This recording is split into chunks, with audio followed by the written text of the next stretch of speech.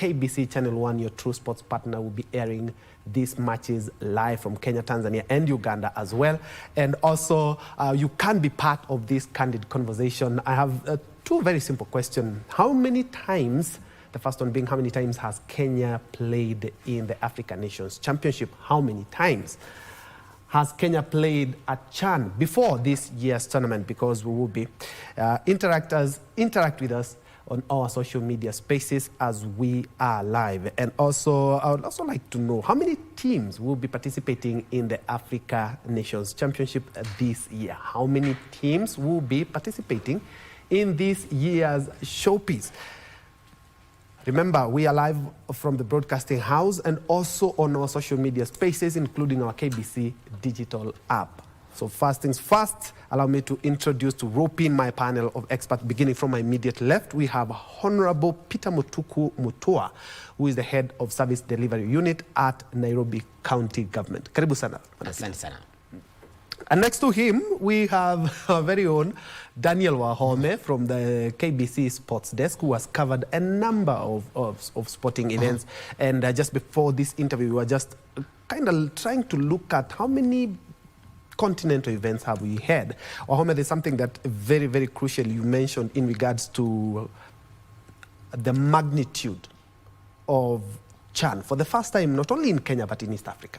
Actually, if you were to look at the CECAFA region, this is the second time that the CECAFA region is hosting CHAN. Rwanda has hosted it before. So, and because the way football is grouped in Africa, you have got the Northern Zone, you have got with the West Africa, which has got two zones, it's known as WAFU A, WAFU B. You've got what they call the Central Zone, the areas around Gabon, Cameroon, the Central African Republic. So there are those countries around that place.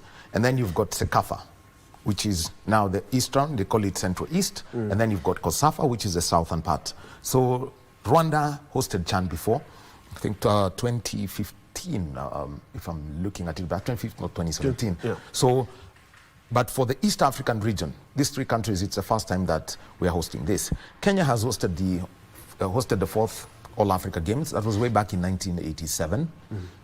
It was the biggest tournament that Kenya had hosted, and if you go to a Kasarani and there's a place known as the Stadion Hotel, that is where all athletes were accommodated. It was the athletes' village. And you can see it's revived. Those are some of the, you know, how you capitalize on that. Now it's a conferencing facility that is huge. 2002, Kenya hosted the Africa Military Games. That was a big event. It was actually, all these events I'm mentioning were live on KBC. We can move on to the next one, which Kenya hosted, was the Senior African Athletics Championships, Nairobi 2010. After that, Kenya hosted the Under-18 Athletics Championships in 2017, 2021, the World Under-20 Championships. When it comes to football, this is the biggest. Kenya has finally cracked it after failing to do so in 1996, 2014, and 2018. 96 was the AFCON, it went to South Africa. 2014, 2018 was CHAN. But that has changed now, and there is now what we can say is a big opportunity for Kenya to showcase that organization-wise we can do it and deliver and take all the doubts that CAF has had over 30 years on this country. And it's a big, big, big privilege for Kenya, Uganda, and Tanzania, and Kenya to be specific, because the finals will be held right here in Kasarani. But let me pick Mheshimiwa in regards to where does Nairobi County come in, and what are some of the preparations that, as Nairobi County, indeed Kenya is hosting, but Nairobi County is also hosting as well? Well, allow me to tell Kenyans and everybody that is watching us that Nairobi is playing a very important role. For example, yesterday we went around a number of establishments, that is hotels and other places of accommodation, and a very big team in collaboration with the Minister of Health, just to make sure that the visitors who come to this country will be accommodated, fed, and taken around the city without hitch. At the national park, Nairobi National Park, the doors will be open to the visitors, and if you drove today, this morning, or thereafter, you'll find places that you could find some potholes. There are no potholes. We've made sure, should even have unforeseen rains, the drainage system is up to date, and because we do not want to shame our nation, because yes, it's Kenya hosting, but bottom line is Nairobi. So we are involved 100%. As I've told you, yesterday we went to a number of facilities to make sure that they are suitable to accommodate the visitors. Yeah. Of course, you'll be telling us a lot, because also in matters governance, because I'm quite sure CAF would not have allowed us to host this if we just continued with the demonstrations that were there. But Wahome, from where you sit, the last time I remember you, we had a conversation in studio. You were actually in Naivasha for the Safari Rally. How big is it, and especially for the Kenyan media, and how as Kenyans can we reorganize ourselves so that this event can be the most successful, because it's the biggest that Kenya has hosted? Oh, this is one, and one of the things that you've got to understand is that when it comes to this level of competition, for example, I will give an example. I mean, it's a CAF event. So CAF is doing a lot of communications. If you look at their portals and their socials right now, they're pushing a lot of information about this. Ticketing, there was a video released yesterday, CAF President Patrice Motsepe now saying tickets are open, and that's across East Africa. So that is one thing. From the media perspective, it is how you tell the story. There is the story of the game, there is the story of the fans, and there is the story of the host city. Because this is, and the reason why we are looking, if I take away, I mean, the game comes naturally for any journalist to report on what happens, the press conferences, the trainings. But what about the story of the fans and the host city? This is where it becomes interesting. Because when I look at a fan, I see two people. And it's very unusual. And I know Muhesh it's something that is very big on him. Kasarani has got a capacity of 48,000. That is what has been said by CAF. Now, 48,000, if you look at the population of Nairobi, is 4.8 million or something. So we are talking about 1% of Nairobi. So that means the rest of the people will be at fun parks and watching KBC. They'll be watching TV and the fun parks and outside there. So it's the cultural experience for those people who don't get tickets that you've got to give. And that's one side of a story that has got to be told. What is happening in between the match days? I'll give you an example. Nairobi will host matches on Sunday.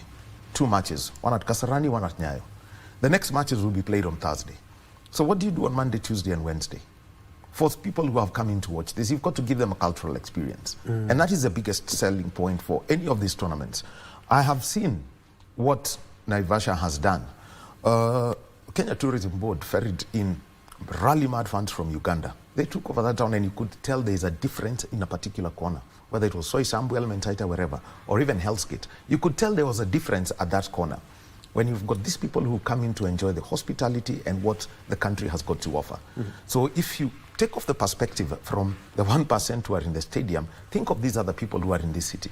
So that is the experience, and that's where you can really sell. Because looking at the whole economy of that stadium, it belongs to CAF. So even if you're going to do vending, it's predetermined by CAF.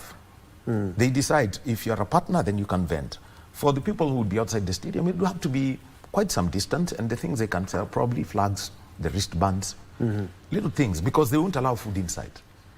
That I can tell, I can disappoint Kenyans, but it's the way it works. No foods, no drinks. No foods, no drinks. Because are you a CAF partner? So the vending will have to be done inside. So all of these experiences are usually put away from the stadium. You know, unlike rallying, where you want, I mean, you're inside there and you're doing you can watch the cars.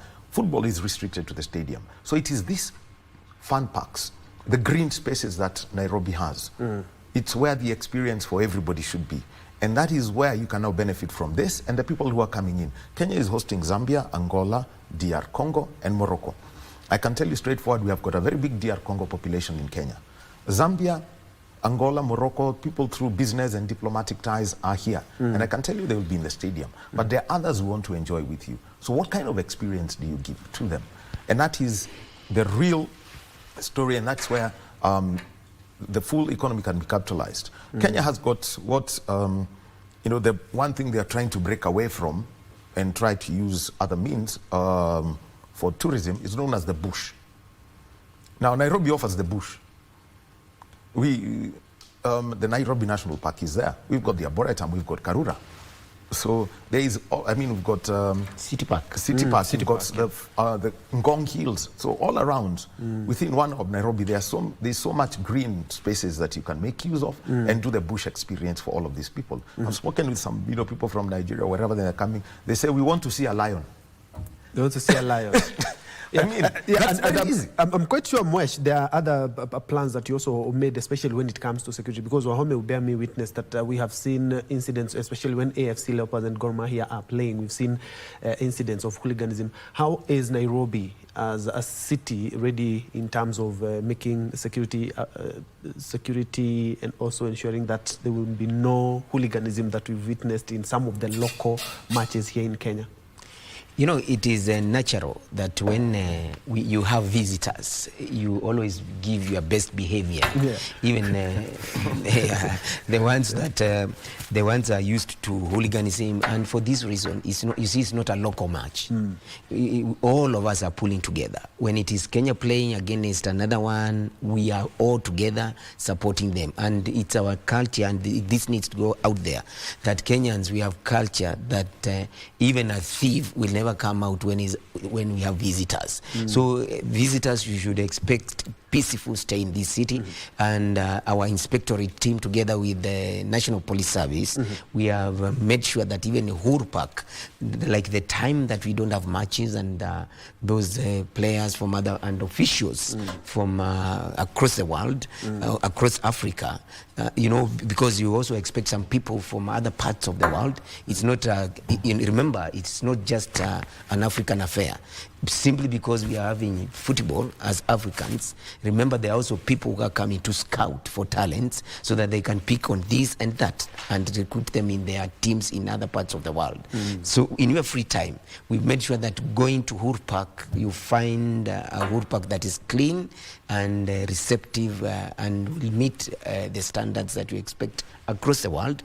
You go to Central Park, and as you said, you have told us that a friend of yours from Nigeria is looking forward to seeing a lion.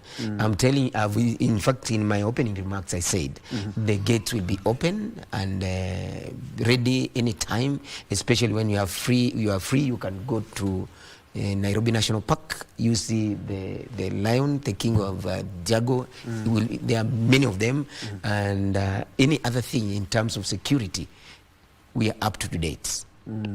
Yes. Yeah, I mean, because you'll be leaving us in a couple of minutes. I would like to pick your mind in regards to how you've seen the preparations that we have made as a country. And again, bearing in mind that the finals will be played right here in Kenya. So we expect an unprecedented number of fans here in Kenya, and especially for the final game.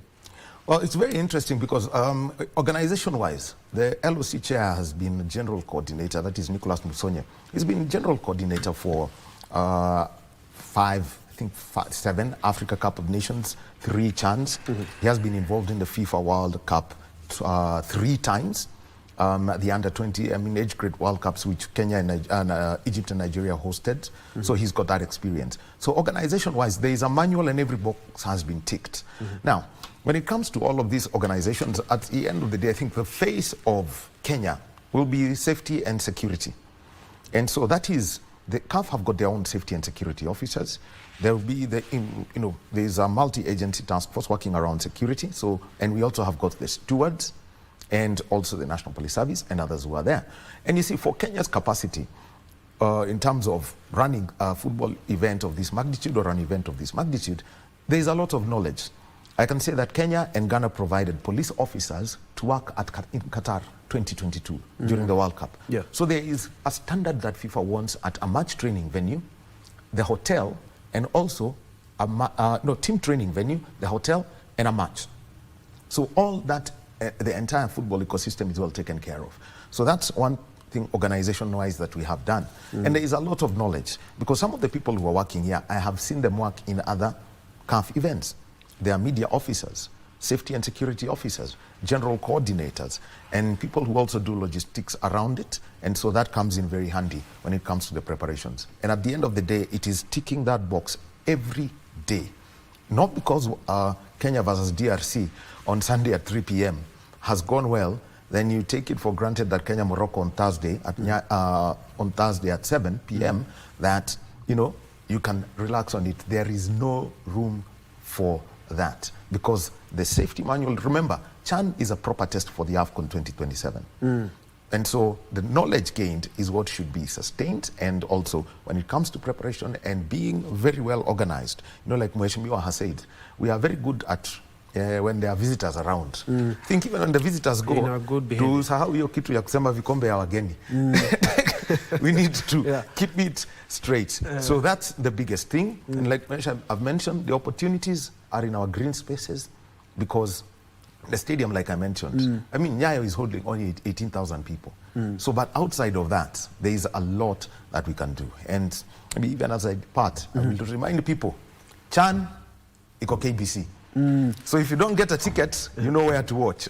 Indeed, indeed. And allow me to just beef up what you're saying is that also we are also beaming this on our radio stations. And I'm proud to say that I'm one of those radio commentators. Okay, can I tease you on this one? Yes. Troy, you're going to be doing it in Kiembu. Yes. Just give us a minute of that as I leave so that we can have a laugh. Yeah. That's a big challenge. I wasn't ready, but I think I can try. I need to get here and even the team yetu ya Harambee Stars manenda kuingia kiwanjani na timu ya DR Congo kana timu ya Harambee Stars ni vikavinda kake kambere gukora kithaka mvita vitano eno haya muvira turawambiririe kivaro gatagate. Okay, all right. I like that. Yeah. I think that's one of the biggest challenges that I've ever been given. But remember, I will be at Ngemi FM, and of course, Wahome and the sports desk will also be making sure that we are also successful in the radio as well. Wahome, thank you so much. I had so many questions for you, but thank you indeed so much for making time. I'm hoping that we will be joined by Brian Wesala, who is the founder and CEO of Football for Africa, to just give us more in regards to that. But we will continue with Moesh unless you have something to say as you wrap up. It's now CHAN iko KBC. CHAN iko KBC. That's the story. Yes. And it's a good thing Wahome has mentioned that it's a dress rehearsal for 2027. And just before you go, you do remember that it was pushed to August. It was supposed to be in February. Because maybe, let's be very honest, we weren't quite ready. Is this a dress rehearsal for 2027? And we will be ready. We're just having 19 teams. AFCON will be having many teams. Yes. Nairobi is interesting. Nairobi will have 3 stadiums. I think the 2019 AFCON that was in Egypt, Cairo was operating with 4 stadia. Then all the other matches were in Ismailia and Alexandria. So everything was, you see, that northeastern part of Egypt did that. So Nairobi, we have 3 stadium. That's 3 stadia. That means we can comfortably host 2 groups comfortably for 2027. Thank you so much, Daniel Wahome from our KBC Sports Desk there, just giving us just an insight on the impact of CHAN, especially for Kenya, economy, culture, and also on talent search. Mheshimiwa, allow me to continue with this conversation in regards to how traffic will be managed. We are looking at Kasarani and Thika Road, and we know every time that we have a match in Kasarani, Harambee Stars with another team, we usually have a huge traffic. And I remember being told that all vehicles will be parked about a kilometer away from the stadium.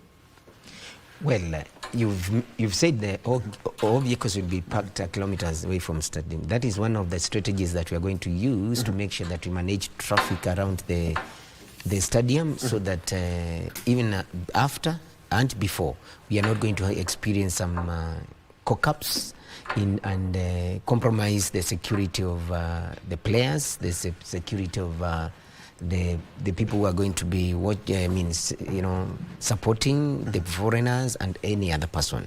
So there will be strict rules on that during that time, so that we make sure that there are not gaps, and making sure that we do not put lives and properties at risk. Yes. And Mheshimiwa, you're also a governance expert, and as I had mentioned earlier, if at all we had those demonstrations, CAF wouldn't have allowed us to host CHAN. How has this calmness that we are enjoying right now been, let's say, the shining beacon in regards to us hosting this continental showpiece? Well, you see, we are hosting together with our neighbors Uganda and Tanzania. So for some reason, if we never had the peace that we have now, maybe they would have considered giving it another neighbor of ours, and would have lost, huge, benefits. One of the benefits is even our name as a country, and our capacity and our culture of reasoning. And it's good that out there that people need to know that we have a culture of going back to the drawing board, and we check where the rain started beating us, and we reason together. We have reasoned together, and there will not be maandamanos. And if we had those demonstrations, we would have lost a lot. In where I sit, I would wish we had such occasions like this one that makes us become one and forget our differences, because all of us, we are looking forward to Sunday 3rd, and all of us as Kenyans cheer our young ones and our team, because we are not expecting anything short of a clean win. We are the host, and we have the advantage of the knowledge of our stadiums. We also have the advantage of big crowds who will be cheering. So we are not expecting anything short of win on Sunday. And all of us, there will be there will be no issue like you belong to this side of politics, or this side of the government, or this side of the region, this region from this country. All of us will be one. And if there is anything that unites us, is football or athletics. We have seen in the past when we celebrate. And for that reason, I implore all Nairobians and all Kenyans to hold our peace and be civil while the visitor is around. But that doesn't mean after the visitor goes back, we go back to our bad manners. This should serve us to help us. We go back to factory setting, and they go back to factory setting, and we come back as good Kenyans, and Kenyans for Kenyans, and not Kenyans against Kenyans. And I would wish to state this, that as I said before, all systems are set to make sure that anybody, because it's not only that we foreigners that we are expecting. Yes, you will find people who travel from up country to come and live with their loved ones, or seek accommodation so that they can be around where the activity is. So we are expecting big numbers in the city, because during the day we are like 6 million. And now we are having other nationals coming to this nation, and people will travel, as I've said, from up country to be here. So we are expecting a population of about 8 million, and we are up to the task. Yes, and talking about 8 million, how is Nairobi County government leveraging on Chan to boost the local economy, and more specifically to small scale or MSMEs? In fact, at advanced stage, probably it will be done by tomorrow or Thursday, that we'll announce to the public that we are going to have a 24-hour economy in the CBD. Okay. In the CBD, that anybody from any time they can walk to CBD, probably to do shopping, clothing, food, and the like. We have encouraged our people, and more so the restaurants that we have in the city, big or small, even 5-star hotels, to make sure that they have. They can manage diversity of different African cuisines, including foreign cuisines, so that nobody comes to this city and misses something that they wish they would have gotten in this city. Yes. And I'm also looking at beyond the football venues, because we know very well that Kasarani looks awesome. Nyayo is also ready just in case something happens. But beyond the venues, what improvements have been made to Nairobi general urban infrastructure? I'm looking at road networks. I'm also looking at public spaces. I'm also looking at our sanitation, the many toilets that we have in the CBD. I'm also looking at accommodations. Well, as I told you, yesterday we went around assessing preparedness of facilities like hotels. In fact, we were assessing the 5-star hotels, and there are some of them we say they are not fit to accommodate even dignitaries during that time. So the assessment was not just a simple one. It's so extremely tedious, and we were paying attention to details. And that one is done. If you went today, as I told you, if you after this show, after your session today, if you drove, you find the roads are no potholes. I say that. If you went around, for example, if you walked with me across Jiwaji Garden, the ablution block that we have there are 2 ablution blocks that we have there. They have running water. Why do we have to make sure that they are clean? And this, we are not doing it now. They are always had running water, but of course we have to make sure that the systems will not collapse when we have a big population. So we've made contingency plans, even where we may have a problem of water, for example. We have the water boosters on standby, because we have a sufficient number of water boosters from Nairobi County that are owned by Nairobi County to supply in case there are some challenges of water supply. And we've made sure that the staff working on that, on those facilities are well trained and prepared to host, now that we will be even having people who don't even speak English, maybe French, and others Lingala and so on, and Swahili that is not our local Swahili here. So we have put in place systems, and I will tell you, you will call us here to after the end of this tournament, you will call us here and tell us kudos, because we have done as the expectation. We hope we're going to be calling you again to say kudos, because remember, this is a dress rehearsal for the 2027 Africa Cup of Nations, which will be even a bigger, but this is a litmus test. I'm also looking at something that we mentioned, and also Ahome did mention, and that's why I'm asking this question. What specific initiatives is Nairobi undertaking to showcase its cultural attractions? Just like we mentioned, there's Bomas Museum, Arboretum, there's Uhuru Park, which you say now looks like 1,000 shillings, you know? So clean, no garbage, the lavatories there do the parking slots. Tell us how you've prepared for making sure that even other things, we marketed other things. Let us start with the Uhuru Park. I happen to go to Uhuru Park every day. Every day I go to Uhuru Park. And why do I go to Uhuru Park? First of all, it's very therapeutic. It gives me therapy, walking around, and sometimes, you know, you only know the difference of something if you had experienced that thing in another state. This is not the Uhuru Park of 90s, the 2000s, early 2000. This is a different Uhuru Park, well manicured, you know, very nice walkways. Walkways that you can even walk barefooted.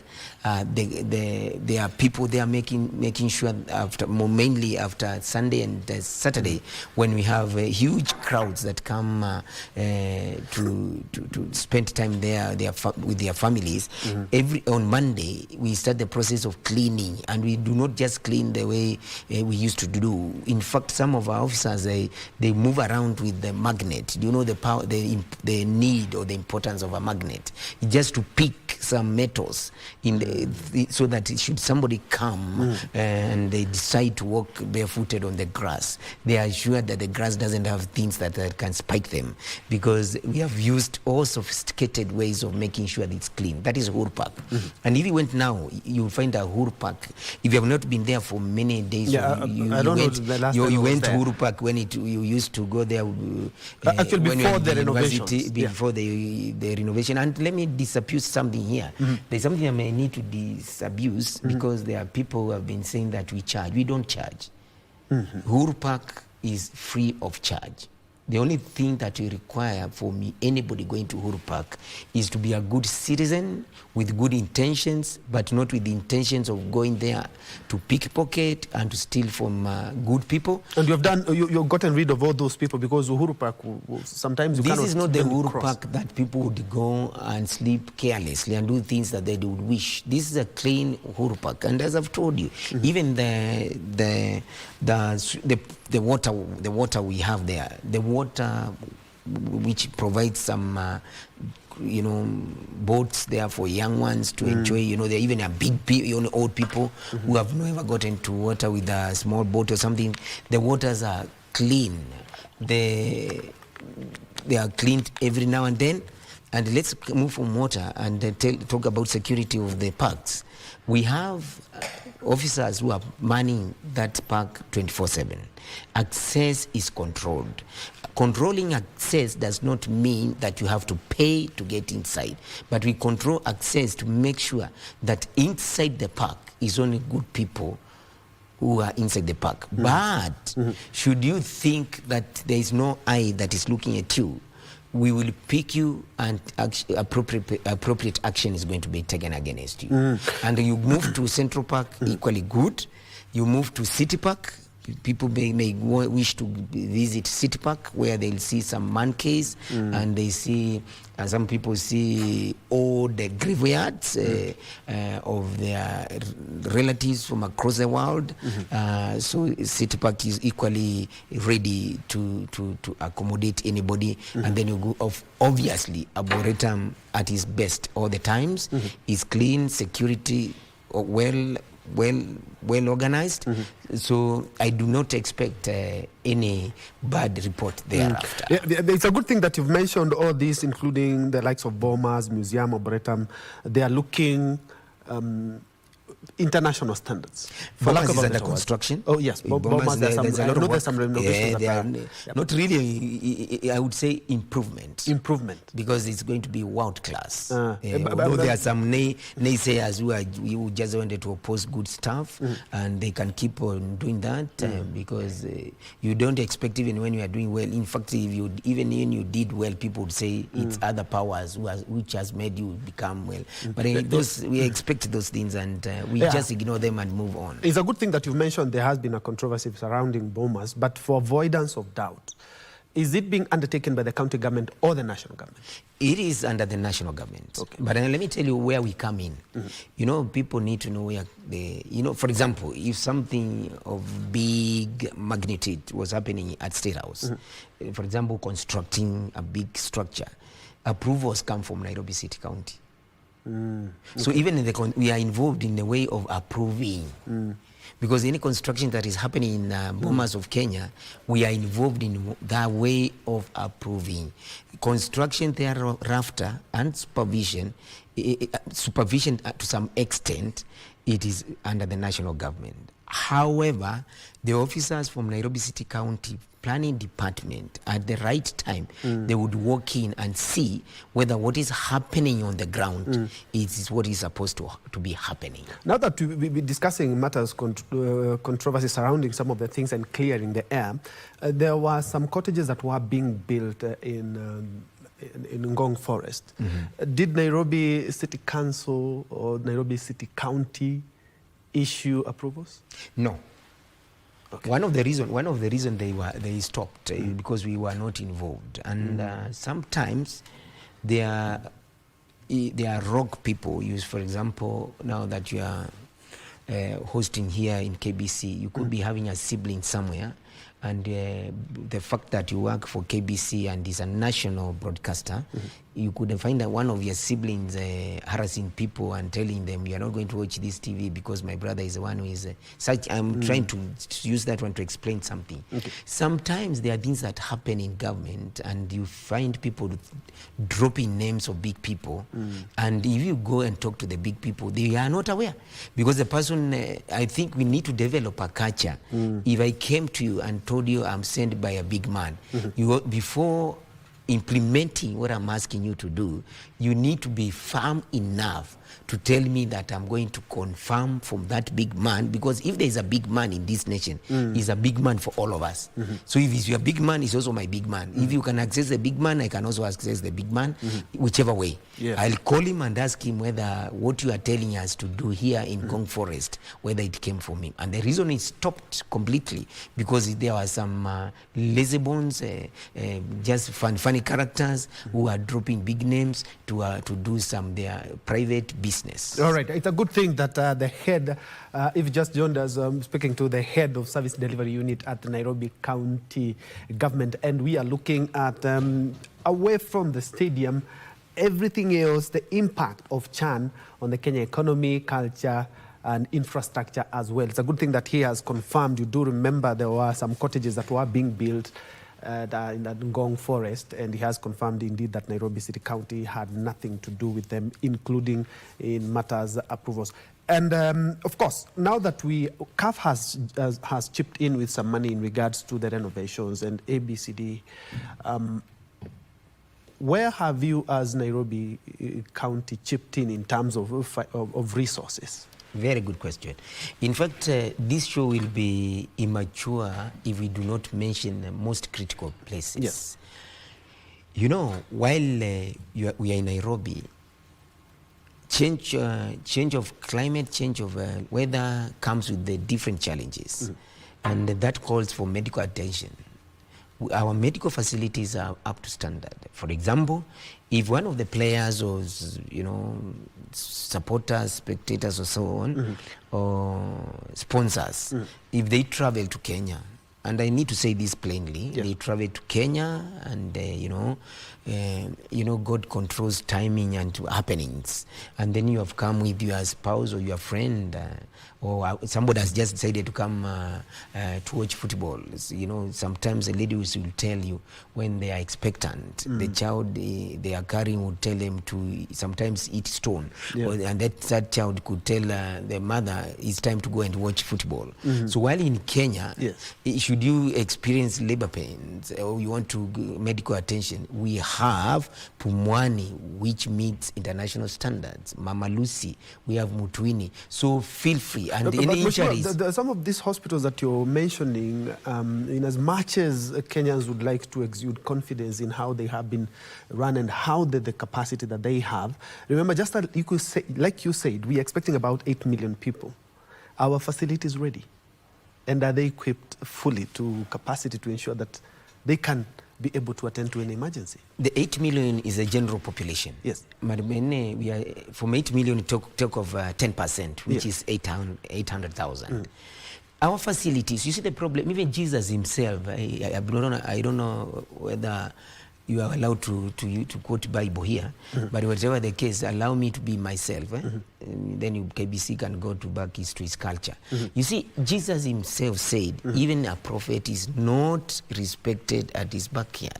So the problem now, I'm here trying to convince Kenyans that Pumwani, Mutwini, and other hospitals in Mama Lucy and Bagadi, world-class hospital, that they are up to the task. Kenyans, I don't need to convince you. These hospitals are up to the task to accommodate, to treat, and to attend to the 10% that would be having a challenge out of the 8 million. We have proper medical supply. The equipment. The ambulance are also working. We have, in fact, we have a huge number of ambulances. I don't even think that there is any city in East Africa that has the number of ambulances, and we have a command center for people who need to know. Maybe you called and you want to rush there. It's at Lady North. Lady North is across State House Road. If you went there, ambulance is there. It's separate, so you can any time you ask for ambulance services, we take shortest time to respond, because we are not constrained or restricted in the CBD. And from what I've heard you talk about in regards to how we are prepared, it seems that everything is, we are set to go. What are some of the challenges that you guys are anticipating, and also some of the challenges that you have had to overcome as you have been preparing for this tournament? Some of the challenges is that, which is not, special to Kenya. It's not that it's only to Kenyans. Across the world, people take advantage of big crowds. People take advantage of newcomers. People take advantage of foreigners. So we are making sure that the streets of the city, the streets families, they are not disrupting. And it's all the problems and challenges we experience in Nairobi is not just from the street families. You even find big people, well polished. You think from the eye, you think they are well polished and well intended. So even that one, we have a capacity to assess and read their motive. And having done that, and we have done some dry runs in the past, just walking around the CBD and just picking at random program on people, especially black spots, and on people who could be problematic. And our assessment has given us positive results in the manner that where we suspected the people, subjecting them to thorough assessment and investigation, we found that our suspicion was correct. So having now coming from point of experience then, I do not expect that the challenges, yes, the challenges are there. We are not saying that the challenges are not there. The challenges are there, but we are equal to the task. We'll be able to handle them with a very little negative results. Yeah, and also culture is a good thing to exchange during this CHAN. How are we prepared, and especially Nairobi, in matters to just showcase culture? We've seen when guests arrive at the airport, we're there with our dancers, sometimes in our functions here. How was Nairobi prepared to not only welcome guests, they can have a feel of our culture? And also, don't you think this is the best time to maybe lower some of the rates that we have in some of these places, museum, somebody to go Nairobi National Park? It's the best time to bring the rates down, especially for Kenyans. Well, there are things that in Nairobi have jurisdiction. Others we don't have the jurisdiction. Like, yes, Nairobi National Park is within Nairobi City County, but the management and the running of the same is not under Nairobi County. So that is a national government. Again, yes, CHAN is being held in Nairobi, but it's not a Nairobi affair per se. Okay? But just like it's a Kenyan affair. It's a Kenyan affair, the Kenyan government, just our business is to clean the venue. Cleaning the venue includes provision of basic services like water, road network, street lighting, and making sure that we do not have, the streets are safe by making sure that we do not have opportunistic thieves, something like that. Not just mentioning the street, not only saying that street families, but even those opportunistic people. So that is our business. Other than that, this is a national affair. And I know Kenyan government has involved Nairobi County at different levels, and all the sectors have been, were involved, like for example, environment, because of City Park, Arboretum, Uhuru Park, and then roads and public works, health. I told you yesterday that public health officers sanctioned or requested by Minister of Health at national level, we assessed a number of sub-facilities and to establish their readiness to host dignitaries or anybody during this event.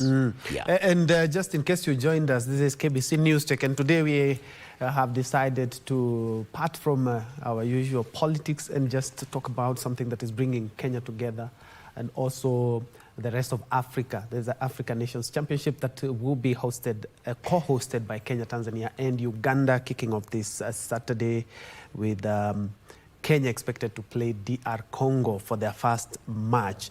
And just in case you didn't join us when we begin, Honorable Peter Mutuku-Mutua, he's the head of Service Delivery Unit at Nairobi County Government. And early on, we had our very own Daniel Wahome just giving us an insight from the other side, outside the stadium. And when we began, I asked two very simple questions. If you remember, how many times has Kenya played at the CHAN Championship that will be aired from this Saturday? How many times has Kenya played the CHAN? How many teams also will be participating in this year's competition? How many teams will be participating in this year's tournament? Remember, we are live on social media, on Facebook, on Twitter, on X. We are on X, not Twitter. And of course, we are also live on a KBC digital app. And because time is running, beyond the immediate benefits, what long-term legacy and benefits are we going to reap, especially Nairobi? First of all, you know, we have the stadia. They have been improved, right from Manyayo to Kasarani, the infrastructure, road network, those are long-term benefits, and this one will help us. First of all, the other long-term benefit is that during this period, there are many facilities that are going to hire people. There are many facilities that are going to hire people. When I mean facilities, it's hotels and accommodation. An extra number of people are going to be hired. And when you hire people and get them opportunities, most of them, they may be retained for a longer period of time. And them that will be working for a short period of time, that short period of time, they will get benefits that they can multiply and do things that will affect them in the long term. And besides that, you remember, in Nairobi, different cultures are meeting here. Cultures are meeting in Nairobi, and they are meeting here, interacting with them. They will also change us in one way or another. They will change the way we see things, and that will have a long-term impact in Nairobi.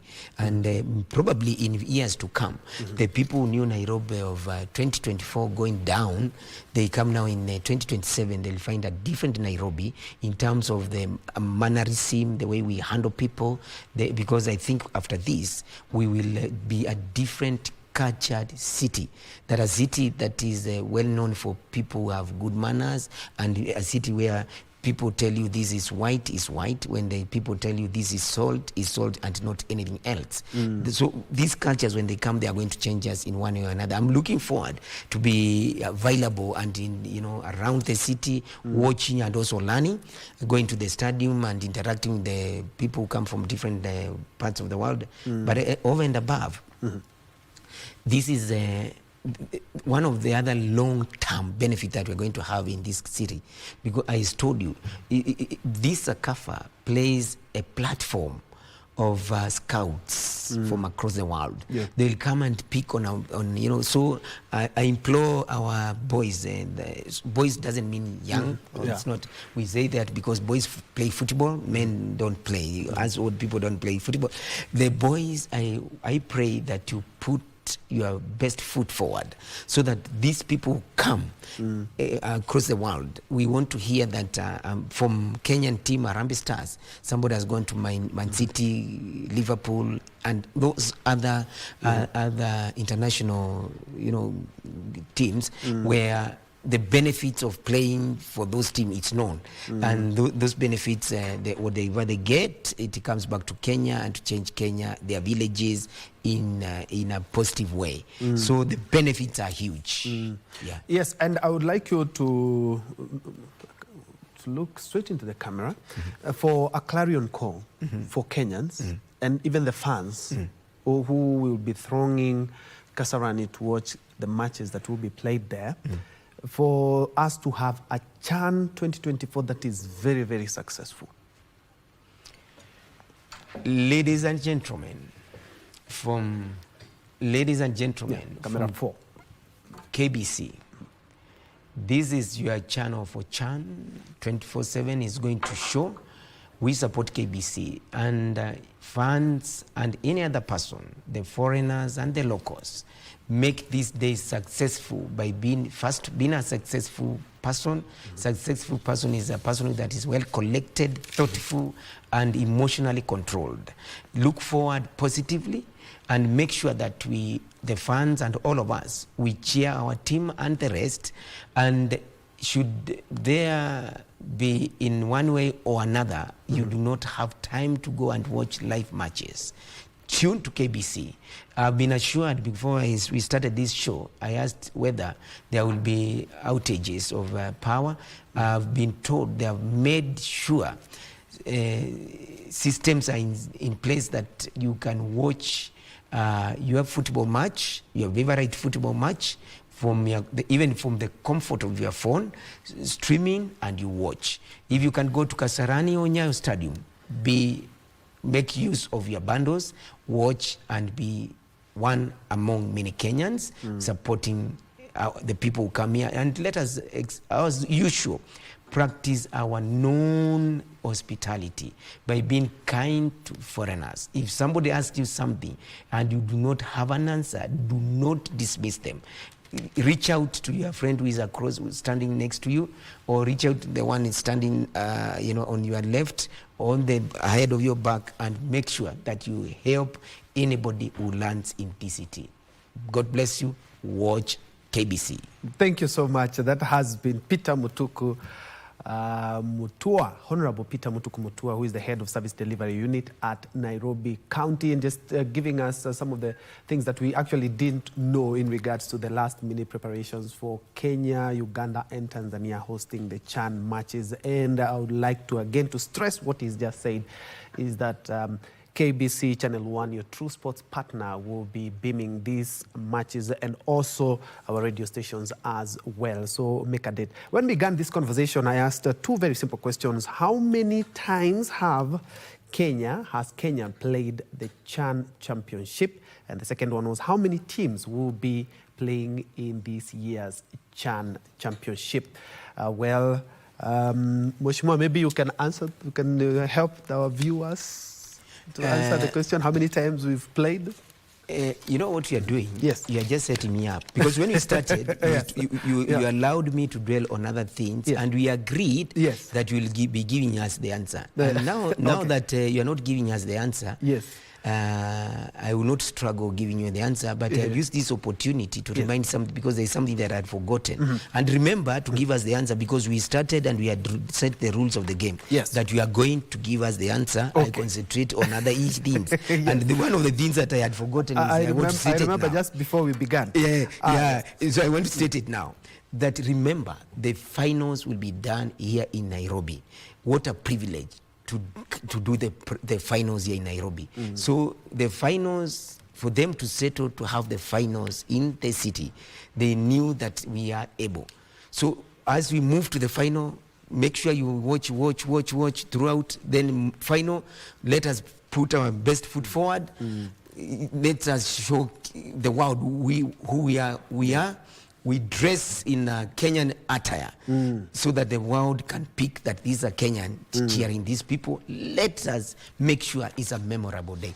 Over to you. Tell us how many teams, how many times. All right. Kenya will be playing for the first time at the CHAN Championship, and 19 teams have already confirmed their participation, and not only confirmed, Morocco was the first country to jet in, and they are already just familiarizing with their climate, the food, and also looking at the venues as well. So Kenya will be playing for the first time, and it's a privilege and honor, and especially for even sports commentators like us, because I began commentating 2010 for the 2010 World Cup, when the World Cup was right here in Africa, and ever since I've done AFCON World Cup.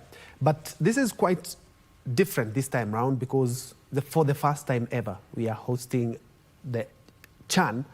It will be home ground, so it hits different. So as Honorable has talked about, is that our Kenyan spirit, our Kenyan flag, in the East African region, we are known to be people who love football, people who are passionate about what they want, and he has told us it's all systems go. The Nairobi County government, leave alone Kenya, the Nairobi County government is ready and more than willing to welcome visitors in our country. Well, that is what we have been looking at, the impact of the CHAN away from the stadium and some of the preparations that we have already done.